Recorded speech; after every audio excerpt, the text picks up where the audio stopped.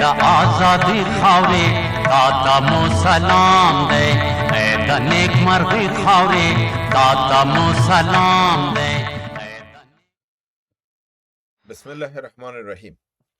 بینندگان، شنوندگان و هموطنان نهاد گرامی، سلام و احترامات بنده را پذیرا باشین. امروز 28 اکتبر سال 2025 که با روز سه شنبه برابر است، در خدمت شما حاضر می باشم. برنامه امروز ما دوباره پس به مو چیزی خود میایه که به شما گفته بودم، چون موضوعات داخل افغانستان، جنایت کمونیستا و اینا را برش بحث و او سلسله را اگه ادامه بتیم او متوقف نمیشه، چرا که 14 سال ظلم صورت گرفته، 25,000 قریه افغانستان ویران شده، هر نفر صدمه دیده و حال هر کس برای ما داستانهای خود روان میکنه.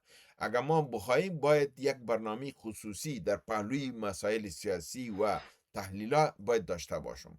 یعنی هر روز باید من یک برنامه جدا در مورد ظلم جنایت کمونیستا در اینجا داشته باشم که در کدام ولایت، در کدام قریه، در کجا جنایات از اینا صورت گرفته و را به خدمت شما دوستا تقدیم کنم تا جمعی جوانا و مردم مطلع شوند که ظلمی که کمونیستا کرده بود با جنایتی که فرزند در کابل صورت گرفت. و درست است که در کابل فرزند مردم کشته شد، کابل ویران شد، که او هم کار استخبارات بین المللی بود که جهاد میخواستن بدنام کنن، ناکام کنن، بنان به ذریعه کمونیستا را داخل کردن، این کار کردن. اما او در کابل بود. روسا و کمونیستا در 34 ولایت افغانستان جنایت کردن. ما این نمیتونیم که فراموش کنیم. از این بابت دیگه امروز از اون موضوع را متوقف میکنم، آمدم به مسائل بین المللی. امروز در برنامه مسائل بین المللی را دارم و بعضی از نظریات و پرسش‌های برادرای عزیز گرامی را است که او را در خدمت شما تقدیم میکنم. در مسائل بین المللی، روسیه بعد از امو تحریمات جدیدی که امریکا در مقابلش وضع کرد و بالخصوص دو کمپانی های بزرگ روسی را که در امریکا و در اروپا به حساب سرمایه گذاری نداشت، اونا را تحریم کرد و بانک های از اونا را منجمد ساخت. مثلا اوکراین هم در اونجا است، مثلا گاز و پترول به اروپا هم اونا تحریم کردن تا روسیه را زیر فشار اقتصادی بگیرن.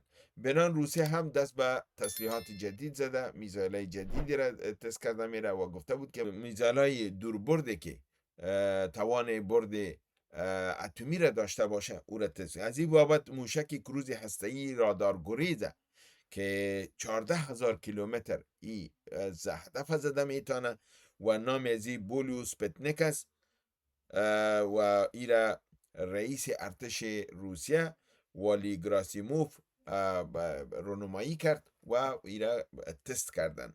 ای میزایل وقتی که تست کردن، ای 15 ساعت یعنی ای در فضا سفر کرد. ای توانه زیر نشان میده که میتونه اما خود نگاه کنه و سفر کنه. یعنی 15 ساعت که شما میبینین که اگر این از لندن به امریکا میریم 8 ساعت راه است، اگر ما از اینجا به کولالامپور اونجا میریم 8 یا 9 ساعت است، از اونجا تا استرالیا را باز 13 ساعت است. یعنی از آسیا تا استرالیا را در حدود 14 ساعت پروازی که است، این میزایل اونجا رسیده میتونه. از هر نقطه، یعنی یک نقطه دنیا به نقطه دنیا میره و این چیزی 14,000 کیلومتر طی میکنه و هدف خود میزنه. دیگه از این بابت یک تست و این دارای دارندگی قوه هسته‌ای ازیام است و با سیستم جدید ای آی هم ملبس شده که ای میتونه مانور کنه و از طرف خودم تغییر بده. دیگه میزایل جدید است و ای گفته میشه که چندین سال قبل ایره جور کرده بودن، اما ایره رونمایی و به جهان نشان نداده بودن و امروز ای کار کردن که خودش یک زنگ خطر بر اروپا و با امریکا است که در صورت ضرورت ای میزایل رادار گریز کروز که میتونه با برد دور توانایی اتمی را داشته باشه، اتم انتقال داده میتونه، این توانایی را داره. در خبر دوم از جنگ سرحدی بین پاکستان و هندوستان است که در گرفته.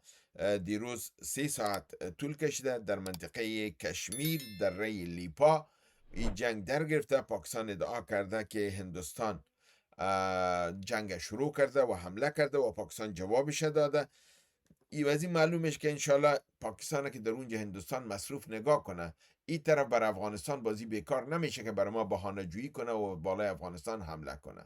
چرا که بار میگه که ما بالای افغانستان حمله میکنم. وقتی که هندوستان از دو طرف حمله کنه، این بالای افغانستان باز حمله کرده نمیتونه، با دو طرف در دو جبهه جنگیدن نمیتونه. موضوع دومی که در پاکستان صورت گرفته و این یک زنگ خطر و قدم مثبت است که ما همیشه میگم که مملکت ورشکسته است و داره خراب میشه. گروپ های بزرگ نظامی و پلیس دارن از تسلیم میشن به مخالفین و گروپ های بزرگ تسلیم شده در خیبر پختونخوا، اما فرقی است که به TTP تسلیم نشدن، به گروه های جدید نامعلومه که مخالف دولت هستن به او تسلیم شدن و اینا رو گفتن که غیر نظامی میشن، غیر مسلح میشن، اسلحه‌اش گرفته میشن، یک چیز پولم برشان میده، عفو میشن و برشان گفته میشه که پس به اردو اشتراک نکنین. هر کسی که این کار کنه او کشته میشه و هر کسی که تسلیم شوه او معاف میشه و میتونه به خانه خود بره. این یک ورشکستگی بزرگ در اردو نشان میده. زمانی که نظام ها ورشکسته میشه و از پای میفته، در اونجا این کارا شروع میشه و این تجربه ما در جنگ افغانستان علیه روسیه و جنگ علیه امریکا که در اشغال بود، این ولایت ها را که مجاهدین میگرفتن و ولسوالی ها را، باز یک ورشکستگی کلی در نظام می آمد. وقتی که پس اگه ولایت ها می گرفتن، باز به او رقمی که میخواستن به پیش بردن نمیتونستن، او توانایی امنیتی را نمی داشتن و بالاخره به این منتج می شد که باز از او می گذشتن. از همین بابت ما بر شما او روز گفتم که در دوران نجیب 270 ولسوالی در کنترل نجیب نبود و در کنترل مجاهدین بود و 18 ولایت در کنترلش نبود و حکومت عبوری مجاهدین که در پشاور قائم شده بود، در این ولایت ها قماندانای امنیه، والی و این نفرای خود داشتن. یعنی یک حکومت متوازی در مقابلش وجود داشت و نجیب او توانایی را نداشت که بعضی او را قهرمان میسازن و میگفت که اگه او بعضی ای دارم داره که روس او کشته بود، که اگه او روس او میکشید چرا آورده بودش، چرا قدر غلامی شکرد، چرا در دوران پانتون شیر و مرغ روسا را میخورد، چرا میرفت با اونا شراب و پیاله خود میورداشت، چرا برخلاف دین و نماز و روزه قیام کرد. و کلگی معلوم است که او آدم نه روزه میگرفت نه نماز میخواند و شراب می نوشید و از روسا مرغ و شیر و اینا را از سفارت اینا اجوره میگرفتن در دورانی که در پانتون بودن و به روسا غلامی میکردن، مفت تربیه نشده بودن. بنان ایو توانایی را نداشت و مجاهدین ای را زده بود و این سیستم وقتی که در یک مملکت شروع شد و مملکت دیگه با پای ایستاد شدن نمیتونه. تخلیه اردو از ساحات در بلوچستان که ساحات تخلیه کردن و گروه آزادیخواه آمده و ساحات گرفته، یک علامت بزرگ دیگری ورشکستگی در نظام است. وقتی شما ایالت ها، ولایت ها و ساحات رها میکنین، او دیگه در کنترل نظام با آسانی آمدن نمیتونه. یک دفعه که ورشکستگی آمد و این ورشکستگی در پاکستان شروع شده. این یک خبر بسیار خوشایندی برای ما و بر تمام ملت افغانستان است. خبر دیگری بین‌المللی است که رافائل گروسی، موش یهودی که به حساب به ایس رئیس آژانس اتمی بین‌المللی کار میکنه و اصلا ایجنت امریکا و یهود است، او گفته که ایران توانایی احیای غنای یورانیم را در سنتریفیوژهایی که بعد زده شده بود دوباره احیای از او داره و میتونه به او غنایی که ضرورت داره به او برسه. یعنی یک بار دیگه دنیا را میگه که ایران داره اتم میسازه و این توانایی را پیدا میکنه، بیاین بزننش. اما دمو کنفرانس یک گپ دیگر را میزنه که جرمنی به استیج رسیده که او از آژانس بین‌المللی میبره و به صلاحیت توانایی پیدا کردن اتم داره که او را پیدا کنه. به یک مملکت اجازه میتی، با مملکت دیگه چرا اجازه نمیتی؟ چرا جرمنی اجازه داشته باشه و ایران نداشته باشه؟ این از بازی دوگانه که باید مسلمان ها به این متوجه باشن. خبر بین‌المللی دیگه ای است که اسرائیل بالای شهر سرحدی سوریه در قنطریه به ساحه الحمیده حمله کرده و در اونجا بمباردم کرده و تانکا و ایناش در آمده، بسیار ساحت به حساب به ذریعه توپ هدف گرفته، هدف زده و نفرا را کشته و در اونجا بسیار خرابی کرده که خود به خود نشان میده که اسرائیل حالا که از لبنان و از اینا کمی بیغم میشه از غزه، در اینجا داره یک آتش جدید در یک سرزمین عربی دیگری در اینجا داره و این زمین ها را متنازعه میسازه. اسرائیل سوریه را از اینجا به دور میکنه و این ساحات در کنترل خود میاره تا مو اسرائیل بزرگی هدف از اینا صورت بسازه. خبر خوشایند و آخر از مسائل بین المللی و منطقه‌ای است که سخنگوی وزارت داخلی امارت اسلامی مفتی عبدالمتین قانی گفته که افغانستان دارای 400 الی 450 هزار اردو است و امتناع سال گذشته 110,000 اردوی جدید تربیه و ترینینگ کرده و به اردو اضافه کردن. و خبر خوشایندتر از این و خبر نوی که برای همگی بود و این بود که گفت که بسیاری از اردوی ما، یعنی کسایی که اردو را ترینینگ میکنه یا قطعات شما را در روسیه و در چین ترینینگ دیده، که این خبر بسیار مهم و استراتژیک است. وقتی که یک مملکت با یک مملکت مسئله ترینینگ نظامی را داشته باشه، معنیش است که روابط عمیق نظامی را استوار کرده و این چیزی بود که ما بار بار میگفتیم که امارت اسلامی باید این کار کنه. اما حال معلوم میشه که اینا این کار کردن اما اعلان نکردن و با کسی نگفتن و ما از این خبر نبودیم. حال خبر شدیم. خبر بسیار خوب است، چرا که وقتی که شما با مملکت قوی میرین، افراد نظامیتون اونجا برای ترینینگ و تربیه میره، وقتی که ترینینگ میگیرین شما با ترینینگ در اسلحه از اونا میگیرین، بنان شما به او اسلحه نیاز پیدا میکنین و او مملکت اونمو اسلحه را که شما در او ترینینگ میگیرین او را بر شما میته. بنان اینا ترینینگ در روسیه و در چین گرفتن. از این معلوم میشه که اینا اسلحه روسی و چینایی را میتونن به دست بیارن و این یک کار مثبت است و عین حالی را نشان داد که اگر با پاکستان جنگ میچسبه، افغانستان 450 هزار اردوی جنگنده آماده داره. صرف تسلیحات ازی برابر شود میتونه در مقابل پاکستان بجنگه. و دیگه ایست که پاکستان در حدود 600 هزار اردوی حاضر داره، افغانستان 450 هزار داره. باز پاکستان ریزرو 400 هزار داره، باز ما ریزرو 40 میلیون داریم. هر فرد افغانستان عسکر آماده باش برای جنگ است. طفل شام برای جنگ آماده است. بنان ما قوای ریزرو نداریم، اما ریزرو تمام ملت افغانستان است و حاضر است برای دفاع سرزمین خود گیره می داشته باشیم. که این خبر خوش بود، باش ما شریک ساختم. میایم به تبصره ها و پرسش ها. دکتر صادق محمد منگل گفتن که ما با موقف شما موافق هستم. انشالله که کمک ها صورت خواهد گرفت و پاکستان به 80 سالگی خود نخواهد رسید و از بین خواهد رفت. یعنی به نظر از اینا 80 سالگی پیرمرد میگن یا جوانمرگ میگن، میمورن. اینا موقفی که مرا تایید کردن وی بود که ما گفته بودم که پاکستان در این جنگ که است این یک دام است برای ازی. پاکستان در این دام پاش بند میمانه و اینجا به ضعف روبروی میشه، اتمش از پیشش گرفته میشه، وان بیلت کمربند چینایی ها در اینجا از بین میره و بلوچستان و خیبر پختونخوا از پاکستان جدا میشه و آزاد میشن. این موقف ما بود، این را تایید کردن و گفتن در این حال که امید است که انشالله کمک با افغانستان صورت بگیره، که ما گفته بودم که ایران، روسیه و هندوستان ممکن کمک کنه و در این حال گفته که اگه این کمک صورت بگیره انشالله پاکستان بقایش زیاد نیست و از بین میره.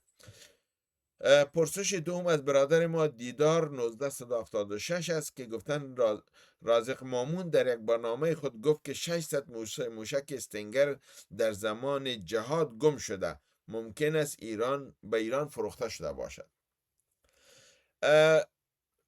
برادر از گرامی، 600 استینگر بسیار مبالغه بزرگ است، که چرا که 600 استینگر نامده بوده به افغانستان در وقت. استینگر بسیار محدود آمد، به هر جبهه 1 دانه 2 دانه داده شد و اون به جبهات کلان داده شد، به بسیاری داده نشده، به قماندانای عادی داده نشده. مثلا به احمد شاه مسعود داده شد، مثلا به حقانی صاحب داده شد، به امیر رقم، به اسماعیل خان داده شد، به قماندانای کلان جهادی داده شده بود و زیاد داده نشده بود که قضیات آمده بود که به هر کدام میبید. و اگر که دو 600 دانه گم میشد، در حال که 600 دانه کلا نامده. از این بابت این یک غلوی بسیار زیاد است. اما این را من تایید میکنم که به ایران استنگر داده شده بوده و ایران خود پاکستان، جنرالای پاکستانی استنگر بالای ایران فروخته بودن در امو اوایل سال دهه 1980. این بر از اونا داده شده بود و ایران استنگر در امو زمان کاپی کرده و استنگر ایرانی جور کرده. و وقتی که امریکایی ها از این خبر شدن که به ایران استنگر داده شده، بعضی پاکستانی میگه که 2 پایه داده شده، بعضی هم میگه که 10 پایه داده شده، از این زیاد داده نشده. و این 10 پایه هم اگه فروخته شده، ایره امو جنرالای پاکستانی جنرال اختر عبدالرحمن بالای ایران فروخته بود. و ایره امریکایی ها که وقتی خبر شدن، یک هیئت تحقیقی را خواستن که با پاکستان روان کنن و این موضوع را تحقیق کنن. و دیگه خبر به امریکایی ایام رسیده بود که اسلحه‌ای که به نام جهاد افغانستان می او را پاکستان در دیپوهای خود به جای میکنه و اسلحه های کونی خود در بر جهاد روان میکنه. یعنی اسلحه‌ای که از مصر می آمد، از چین می آمد و امریکا خریداری میکرد برای جهاد و او می آمد برای در پاکستان با زور در دیپوهای خود میماند، اسلحه کونی خود از دیپو میکشید برای مجاهدین توزیع میکرد. وقتی که امریکایی تصمیم گرفتن، پاکستانیا امو واقعی اوجری کمپ کردن. اوجری کمپ امو دیپوی بود که این تمام ذخایر اسلحه در راولپنڈی در نزدیک مقر نظامی پاکستان در اونجا ایره جور کرده بودن به نام اوجری کمپ. و این واقع چون بسیار مشهور است، شما اگر در گوگل هم بزنین این میایه، چرا که تلفات بسیار زیاده را این چیز کرد، بسیار خطرات، چرا این پر از میزایلا بود. و این جنرال ها از خاطر که امو راز فروختن اسلحه‌اش به ایران و به دیگه جایا این افشا نشه، ایره کمپ زدن، با آتش زدن. و در این امو صدر اعظم پاکستان شاهد خاقان عباسی که 2 سال قبل صدر اعظم بود و پدر از او خاقان عباسی، ای هم دمو میزایلایی که از اوجری کمپ چیز کرد دمو بلو ایریا در شهرها روان بود که خورد و شهید شد دیگه. ای امو واقعه است و اختر عبدالرحمن و اینا دیپور از بین بردن. تلفات بسیار زیادی در اونجا وارد شد، بسیار مردم خانه ها و اینا، چرا که به هر طرف میزایل رفت. و این کار اینا قصدن کردن. وقتی که امریکا آمد، اینا باید گفت که ما اینجا کل گیده اینجا بوده، این کمپ از بین رفت. بنان او اسلحه‌ای که به ایران فروخته شده بود او سرش پرده انداخته شد. و این گپ یعنی سقایی است که به ایران استنگر داده شده، اما 600 دانه مبالغه است و این درست نیست. برادر دیگه ما به نام نجیب وزیر گفته که به کار خود ادامه بدهین، روشنگری شما برای نسل جدید نهایتا ضروری و لازمی است.